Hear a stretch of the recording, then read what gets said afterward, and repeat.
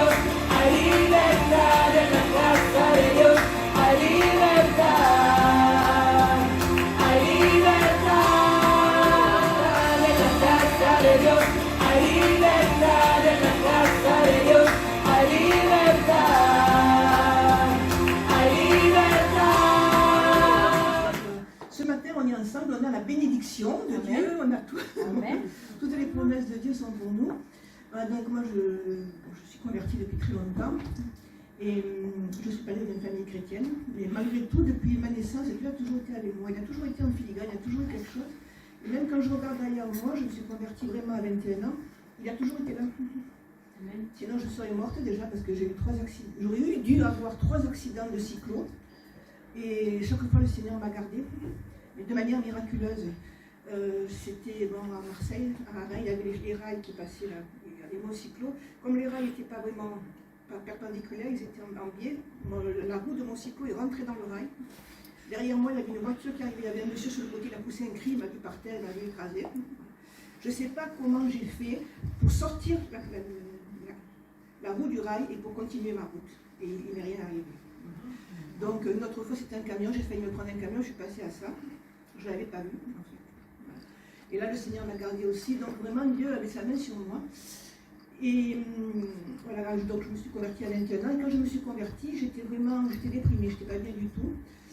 Parce que je n'étais pas bien dans ma vie, j'avais des problèmes avec ma famille, j'avais plein de problèmes, et donc je n'étais pas bien du tout. Et j'étais déprimée. Et il y a une chose que j'ai reçue quand j'ai rencontré le Seigneur, c'est la paix. On reçoit la guérison, alléluia, et on reçoit la paix. Dans Jean 14, Jésus le dit, il dit, je vous laisse ma paix, je vous donne ma paix, je ne vous la donne pas comme le monde la donne, que votre cœur ne se trouble pas et ne s'alarme pas. Et moi, ce que je peux dire depuis le temps que je suis convertie, c'est que cette paix, je l'ai toujours eue, dans toutes les circonstances, même les plus difficiles que j'ai pu traverser dans ma vie, et j'en ai traversé. Et Dieu m'a... Voilà. Et au travers de tout ça, je peux dire que ce verset, c'est la vérité. J'ai reçu des guérisons aussi, beaucoup de guérisons, beaucoup de restauration. Voilà. Un soir, j'étais avec des amis dans une pizzeria, donc pas du tout dans un contexte chrétien en fait. Voilà. Et à ce moment-là, je ne sais pas, il s'est passé quelque chose dans mon cœur, il y avait cette voix qui me disait, mais maintenant, tu es ma fille, tu m'appartiens, tu n'es plus de ce monde. Je savais au fond de moi que mes péchés étaient pardonnés. Que, voilà, et toute la dépression, elle est partie. Mais vous savez, quand le Mistral qui chasse les nuages, on les voit partir vite vite. Tout a été balayé, la dépression, la tristesse, tout. Ce jour-là, j'ai rencontré le Seigneur, j'ai su que mes péchés étaient pardonnés, et j'ai reçu cette paix qui vient de lui, qui surpasse l'intelligence et qui dépasse tout. Et juste un petit témoignage d'une expérience que j'ai faite, je ne vais pas tout vous les dire, sinon ce soir mignon est encore là, parce que il m'a beaucoup béni. Voilà, donc c'est quand mon deuxième fils est né, mon fils Michael, donc il est né avec une malformation cardiaque. Donc une malformation grave, parce qu'il avait au niveau des artères implantées dans le cœur. Et donc j'ai pas pu l'avoir avec moi, il était à la Timon, il était en réanimation, il était sous l'oxygène, enfin, le pronostic vital était engagé. Et ils nous ont expliqué, donc il fallait l'opérer entre 9 mois et 1 an. Et qu'il fallait attendre qu'il grossisse parce que ce genre d'opération, ils ne le font pas plus petit, parce que c'est trop risqué. Et que donc il fallait attendre tout ce temps qu'il soit à la Timone, toujours en réanimation et toujours avec le pronostic vital, on ne sait pas trop ce que ça va donner. Et je me rappelle, j'étais invitée chez Louis Dany. Et à l'époque, Dany, bon voilà, c'est un pasteur, c'est mon pasteur maintenant. Et Dany, son épouse, elle a eu, quand j'ai expliqué ça, elle me dit, Dieu ne permettra pas que ton épreuve dure aussi longtemps. Elle m'a dit, nous, bon, ils avaient une fille qui avait été gravement malade, et elle avait été guérie au bout d'un mois. Au bout d'un mois, ils avaient su qu'elle était entièrement guérie de la maladie de Crohn, ce qui est aussi un miracle extraordinaire. Et elle m'a dit, Dieu ne permettra pas que ton épreuve dure plus longtemps que nous, pour Laetitia. Et elle m'avait dit un mois. Et pour moi, c'était une parole de connaissance, parce que quand il a eu 28 jours, on nous a dit, il faut l'opérer d'urgence, sinon il meurt. C'était ou vous acceptez qu'on l'opère, ou alors il meurt. Et il était trop petit normalement pour ça, c'était une première pour nous. Et nous on a dit, allez-y, opérez-le. Voilà, on ne pouvait pas faire autrement que vivre. Et pendant tout ce temps, on priait. Et c'est vrai que j'étais inquiète, mais je n'étais pas par terre. Ça a surpris tout le monde. Ma famille qui n'était pas chrétienne, ils étaient surpris de voir ma paix. Ils cette paix, c'était Dieu qui me l'avait donnée. Et j'avais une paix qui dépasse l'intelligence. C'est vraiment ce qui est écrit dans la parole de Dieu. Cette paix de Dieu, je l'avais. Je me confiais en lui. Et j'ai fait des expériences aussi en allant le voir en réanimation. Des fois, je m'inquiétais pour lui. Et une voix me dit, mais t'inquiète pas, moi je suis là pour m'occuper de ton petit. C'était le Seigneur qui me disait, mais t'inquiète pas, je m'occupe de lui, je suis là. Sinon, tu ne peux pas rester tout le temps, parce qu'on ne pouvait pas rester. On était obligé de faire une visite et de sortir après. Et il m'a dit, mais moi je suis là. Et donc, au bout de 28 jours, on nous appelle, il faut opérer d'urgence. Donc voilà, et Dany était avec nous. Il a passé tout l'après-midi avec nous à attendre l'opération et tout. Enfin, on priait, on était là. Et puis, après l'opération, donc le chirurgien vient nous voir, nous dit, écoutez, ça s'est bien passé, mais il y a 48 heures de phase critique où son pronostic vital est engagé. Si sur les 48 heures, il est sauvé. Et là, j'avais une paix, mais alors une paix extraordinaire. Et j'avais l'assurance qu'il s'en sortirait. Ce que j'avais ressenti, moi, pendant ce temps, c'est qu'il y avait une bagarre dans le ciel, que l'ennemi voulait sa peau, mais qu'il ne l'aurait pas. Voilà, c'est ce que je savais. Donc, j'avais cette assurance, et j'avais tellement la paix de Dieu que quand on a pris la voiture pour rentrer à la maison, parce qu'évidemment, il était en réa, plein de tuyaux, on ne pouvait pas rester, j'avais ce cantique qui m'était venu, quel repos céleste Jésus m'a donné. Je le chantais dans la voiture. C'était vraiment... Il y avait une présence de Dieu dans cette voiture. Mais c'était extraordinaire, la présence de Dieu, la paix de Dieu, l'amour de Dieu pour mon mari et moi, c'était formidable. Et c'est une expérience que je n'oublierai jamais, bien sûr. Aujourd'hui, ça fait longtemps, puisqu'il va avoir il y a 39 ans. Donc ça fait longtemps. Mais c'est des expériences tellement formidables, tellement merveilleuses de l'amour de Dieu, de sa grâce, de sa paix. Voilà, et il s'en est sorti. Bon, maintenant, il est grand, voilà, il est adulte. Et vraiment, je bénis Dieu pour cette paix, pour les guérisons, pour la paix, parce que quand on vient à lui, on a tout pleinement. Quand c'est bien ce que dit la vie, on a tout pleinement. Donc on a des guérisons, mais on a aussi cette paix extraordinaire. Et quoi qu'on traverse comme épreuve, on peut se confier en lui parce qu'il est toujours présent. Amen. Il est toujours là, il nous accompagne. Et il nous donne cette paix, il nous fait traverser les épreuves. Voilà, mais pas comme si on ne le connaît pas, j'aurais été par terre, j'aurais pas dormi la nuit, j'aurais fait une dépression. Et là, non, j'avais cette paix intérieure qui dépasse l'intelligence. Voilà. En ce moment, c'est bon, j'ai bataillé, et je dis plus que je bataille, mais par rapport à mon poids. Depuis petite, je suis costaud, on va dire, et c'est comme si mon identité était attachée à ça, avec des complexes, avec tout ce qui va avec, les moqueries aussi. Et puis, c'est comme si Dieu, aujourd'hui, au bout de toutes ces années, me disait, mais moi je t'aime comme tu es. Et si toi, tu t'aimes pas comme tu es, il y a un souci. Parce que, qu'est-ce que tu veux croire? Mon amour pour toi ou ton regard sur toi-même et le regard des autres sur toi-même? Qu'est-ce qui est le plus important? Et il ne faut pas beaucoup de réflexion pour se dire, mais Seigneur, c'est ton regard à toi qui est important. Hein? Donc, plus certaines conceptions qu'on s'est forgées. Par exemple, si j'ai mal au genou, c'est parce que je porte trop de poids et c'est tant pis pour moi. Je le cherche bien, donc à la limite, je n'ai même pas besoin de chercher à ce que Dieu me guérisse. Or, Dieu est amour, Dieu m'aime, et parce qu'il m'aime, il veut me guérir. Tel que je suis aujourd'hui, malgré, on va dire, des erreurs sur le plan de la santé, il m'aime, et il nous aime, et il vous aime. Et on pourrait le crier dans tout Miramas, Jésus nous aime. Amen. Ce que je voudrais souligner, alors en guise de témoignage, si je témoigne de ce que je vis aujourd'hui, je suis beaucoup plus interpellée sur la question de la guérison divine, la guérison physique, mais aussi émotionnelle, la guérison spirituelle. Hein, parfois, on emmagasine des choses qui nous blessent et parfois, ces blessures émotionnelles nous font du tort au corps, nous font du tort à nos relations et Jésus veut guérir tout ça. Pourquoi je dis ça? Parce que quand on présente l'évangile, on présente bien sûr le pardon des péchés. Ça, c'est on va dire, le principal, parce que c'est ça qui fait qu'on a la vie éternelle. Et le passage sur terre est un passage assez court par rapport à l'éternité. Donc c'est on va dire, s'il y avait une chose à retenir, c'est vraiment préparer nos cœurs, nos vies à l'éternité. Mais ce qui m'interpelle en ce moment, c'est que le salut de l'âme est indissociable. Indissociable, c'est dans le plan de Dieu, il a voulu comme ça, indissociable de la guérison, et physique, émotionnelle, spirituelle. Donc pour Dieu, il n'y a pas le salut et la guérison d'un côté, c'est tout une. Et Jésus-Christ sur la croix est mort. Il est mort. Hein, ça, je ne sais pas si nos amis ont déjà entendu ce message. En tout cas, Jésus est mort. Il aurait suffi de sa mort pour être sauvé. Mais s'il a aussi souffert, tout ce qu'il a souffert, je vous passe les détails, mais bon, il a été humilié en tant qu'homme, on lui a arraché la barbe, on lui a planté une couronne d'épines, le sang a coulé, les souffrances ont été abominables, on ne peut pas imaginer. Pourquoi toutes ces souffrances?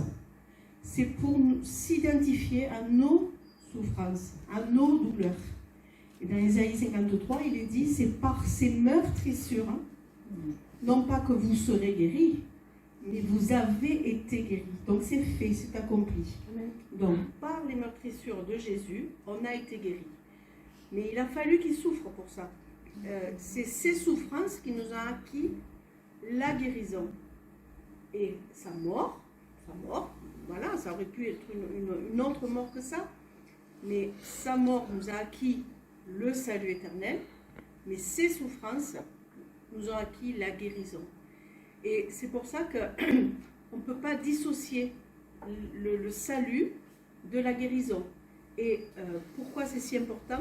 Parce que c'est par amour qu'il a voulu aussi nous guérir. Nous sauver, bien sûr, pour l'éternité, mais aussi que sur cette terre, dans ce qu'on vit aujourd'hui, on ait cette liberté de pouvoir danser comme on l'a chanté, et danser, qu'on ait cette liberté dans nos émotions aussi de pouvoir, voilà, être libre, et de notre liberté, de notre...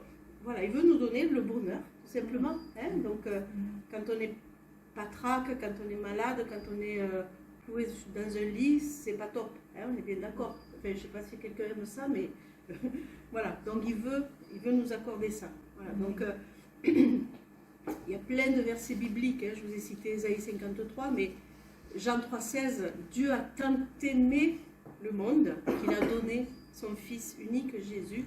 Et s'il a donné, donc ça veut dire, il a donné sa vie, il est mort pour nous, mais il a souffert. Et quand voilà, j'insiste un peu, c'est pas que je veux faire du glauque, mais se rendre compte que c'est par ces meurtrissures que nous avons été guéris. Voilà, donc... Par rapport à ça que tu parles, et ce matin quand je venais dans les chemins, j'ai fait la méditation et j'ai pensé à ça des Romains 8, 35, tous les livres. Dans ce passage, donc, que dirons-nous à l'égard de ces choses? Si Dieu est pour nous, qui sera contre nous? Lui qui n'a point épargné son propre Fils, mais qui l'a livré pour nous tous, comment ne nous donnera-t-il pas aussi toutes choses avec lui? Et dans toutes choses, on peut inclure la santé, la bénédiction aussi financière, hein, pour toutes les personnes qui sont dans le manque de quoi que ce soit. Donc, comment ne nous donnera-t-il pas aussi toutes choses avec lui? Qui accusera les élus de Dieu? C'est Dieu qui justifie. Qui les condamnera? Christ est mort. Bien plus, il est ressuscité, il est à la droite de Dieu et il intercède pour nous. Qui nous séparera de l'amour de Christ? Sera-ce la tribulation, ou l'angoisse, ou la persécution, ou la faim, ou la nudité, ou le péril, ou l'épée? Selon qu'il est écrit, c'est à cause de toi qu'on nous met à mort tout le jour, qu'on nous regarde comme des brebis destinées à la boucherie. Mais dans toutes ces choses, nous sommes plus que vainqueurs par celui qui nous a aimé. Amen. Car j'ai l'assurance que ni la mort, ni la vie, ni les anges, ni les dominations, ni les choses présentes, ni les choses à venir, ni les puissances, ni la hauteur, ni la profondeur, ni aucune autre créature ne pourra nous séparer de l'amour de Dieu manifesté en Jésus-Christ, notre Seigneur. Amen. Amen. J'avais eu beaucoup de choses qui s'étaient passées dans ma vie. Parce que plusieurs fois, vous savez, à l'époque, bon, ça remonte, ça fait plus de 20 ans en arrière, hein, même plus de 25 ans. À l'époque, je ne sais pas si vous vous souvenez, mais à la caisse d'épargne, le livret, on avait le livret rouge. On n'avait pas l'argent sur la carte comme maintenant.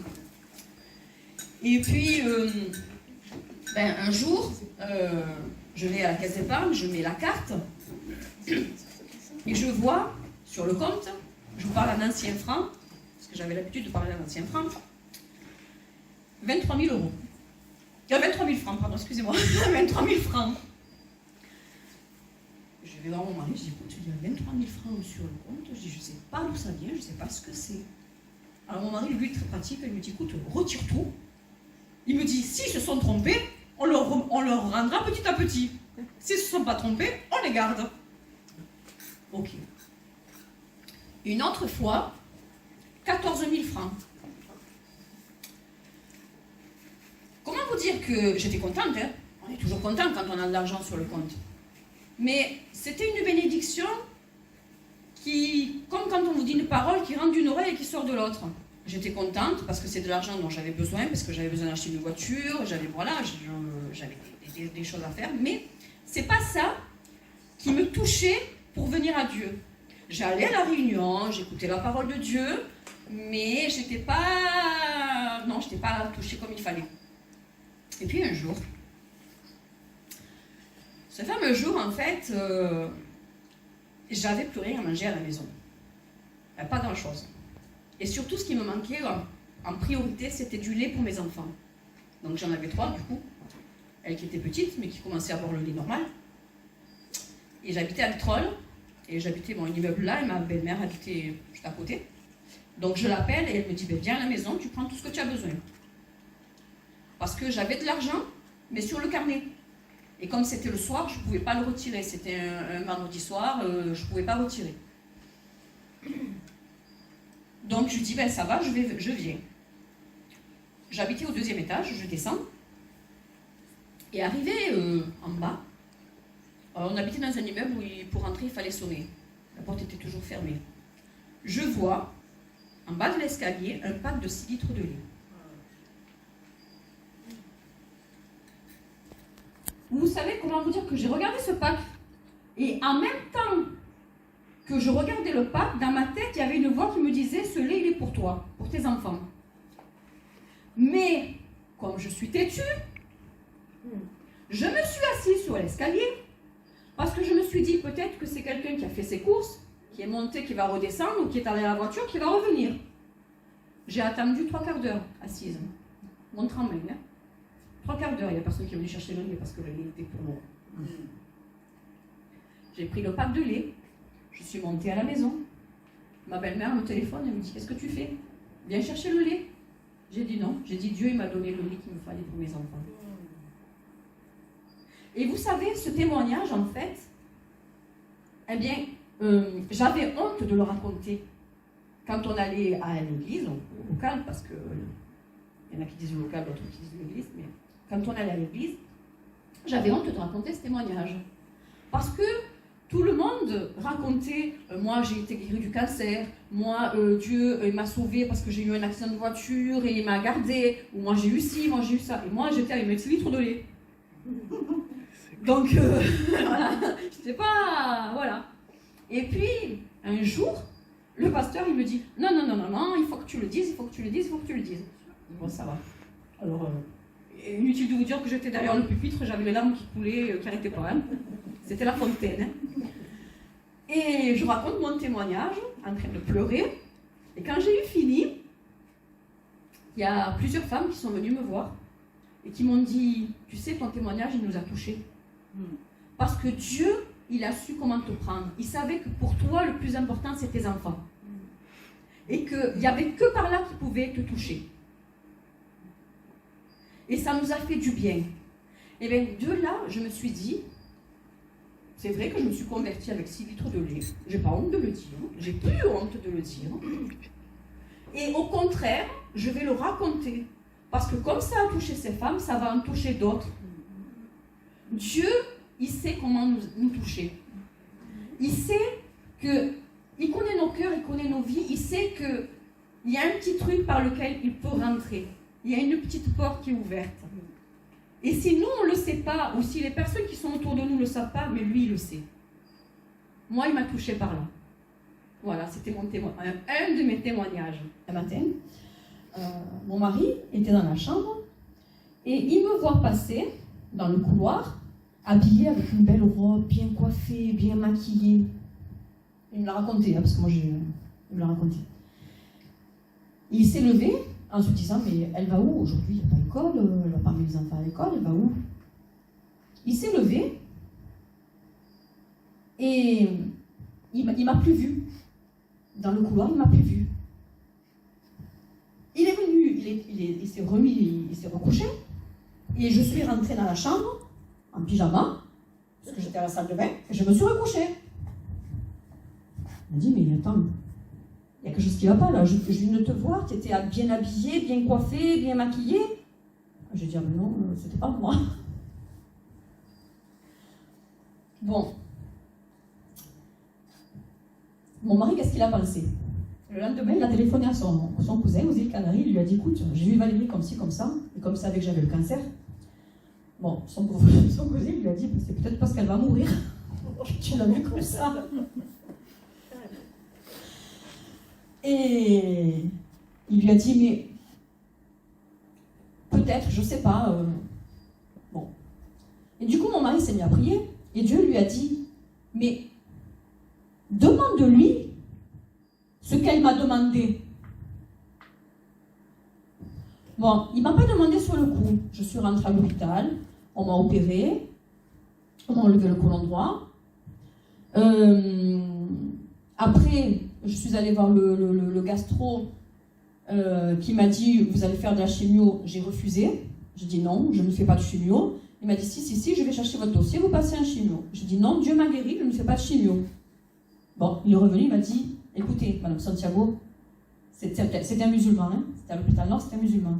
Il m'a dit, c'est vrai que Dieu, il existe, vous ne faites pas de chimio. Vous repartez chez vous tranquille. Écoutez, je suis sortie de l'hôpital, je suis restée une semaine à l'hôpital, hein. Je suis rentrée le mardi, on m'a opéré le mercredi. Le jeudi, je me promenais dans tous les services avec ma perfusion. Les infirmières, à chaque fois, elles m'engueulaient parce qu'elles me disaient, oui, vous étiez où et tout. Je suis sortie de l'hôpital, donc la semaine d'après, le mercredi. Je suis allée voir mon médecin traitant. Il m'a dit, on dirait qu'on vous a enlevé un... Comment ça s'appelle? Un petit bouton. Ouais. On dirait pas qu'on vous a enlevé la moitié du côlon. Tu veux écouter? Sans souffrance, rien. Et puis, mon mari, ça travaillait quand même cette histoire-là de quand il m'avait vu passer. Donc, il a demandé à Dieu, qui lui a dit ça, qui lui a dit, demande-lui ce qu'elle m'a demandé. Il m'a dit, mais qu'est-ce que tu as demandé à Dieu? Je dis, je sais pas. Il me dit, parce que je t'ai vu comme ça. Je dis, je sais pas. J'ai dit, j'ai demandé ça. Et puis j'ai demandé aussi comment il me trouvait. Comment j'étais devant ses yeux. Il m'a dit, ne demande plus rien. Ne demande plus comme ça. Hein, parce qu'il m'a dit, moi j'ai eu la peur de ma vie. Et Dieu, il te dit qu'il te trouve belle. Parce que j'étais bien habillée, bien coiffée, bien maquillée. Il m'a dit, Dieu, il te dit qu'il te trouve belle. Et que tu es guérie. Amen. Amen. C'est pour ça, mes frères et mes sœurs, mes sœurs, l'habitude du dimanche, mes sœurs, quand on demande quelque chose, il faut être précis dans ses demandes. Il faut être précis parce que Dieu, il connaît nos cœurs, il sait de toute façon, mais il aime la précision. Il ne faut pas demander n'importe quoi, ni n'importe comment. Il faut être précis. Mais sachez une chose, c'est qu'il répond toujours à nos prières. Toujours. Même si c'est, pour nous, c'est peut-être, comme moi pour le lait, je dis, pour moi, c'était pas grand-chose. Enfin, je me disais, c'est pas grand-chose par rapport à quelqu'un qui a été guéri, quelqu'un qui a échappé à la mort. Mais pour lui, même les petites choses, elles ont de l'importance. Et même si nous, on se voit petite, eh ben, on a de l'importance à ses yeux et on n'est pas petite. Amen. On est des perles précieuses, comme elle l'a dit tout à l'heure, notre sœur. Amen.